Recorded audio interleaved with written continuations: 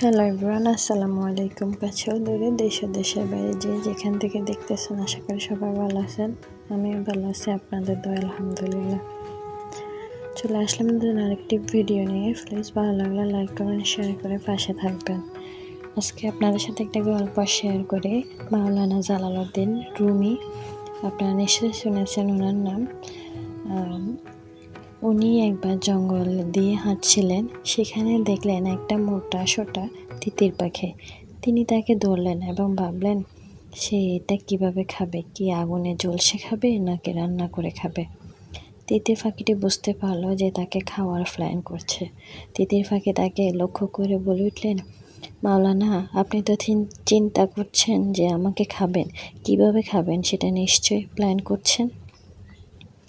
আপনার জীবনে কি আপনি গোশত কম খেয়েছেন? আমাকেই কেন খেতে হবে?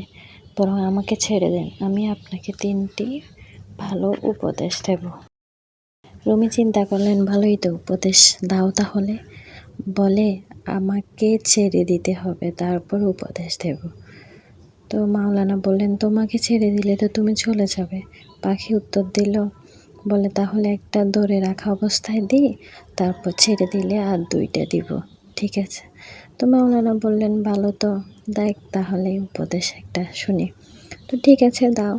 তো প্রথম উপদেশটি হলো, তোমার বন্ধু বান্ধব, আত্মীয় স্বজন, পাড়া প্রতিবেশী, পরিচিতরা তোমার কোনো ভালো দেখলে তারা হতে পারে আপনাকে বিভিন্নভাবে ক্রিটিসাইজ করবে, আপনাকে জ্বালাতন করবে, কথা দিয়ে অথবা আচরণ দিয়ে।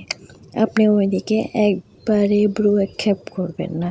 আপনার জীবনে যে লক্ষ্য আছে সেটা নিয়ে আপনি কন্টিনিউ চলতে থাকবেন। তাহলে at the end of the journey আপনি সফলতা অর্জন করতে পারবেন। মাওলানা চিন্তা করলেন, আরে পাখি তো ভালোই উপদেশ দেয়, ভালোই তো। তাহলে বাকি 2টার জন্য পাখিকে ছেড়ে দিতে হবে, না হলে পাখি আর উপদেশ 2টা দিবে না। পাখিকে বলল, ওই 2টা সহ দাও। পাখি বলতেছে, না, আগে ছেড়ে দাও, তারপরে আমি ওই 2টা দেব উপদেশ। তারপর ছেড়ে দিল পাখিটি, গাছের ডালে বসলো। তো বলল যে তাহলে উপদেশ দাও। তো বলল, 2 নম্বর উপদেশ, অতীত নিয়ে কোনোদিন আফসোস করবেন না, ভবিষ্যৎ নিয়ে বাঁচবেন। এই যে আপনি যদি জানতেন আমার পেটে 2 কেজি মূল্যবান পাথর আছে, যেটা পেলে আপনার 14 গোষ্ঠী আজীবন বসে বসে খেতে পারত। মাওলানা তো এটা শুনে রেগে গেল এবং পাখিকে ধরতে চাইল। পাখিকে কে আর ধরতে পারে?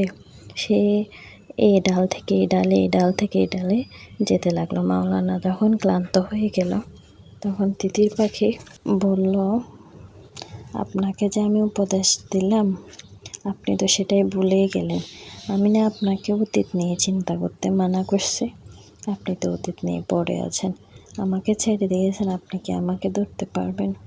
তাহলে অতীত নিয়ে পড়ে আছেন কেন?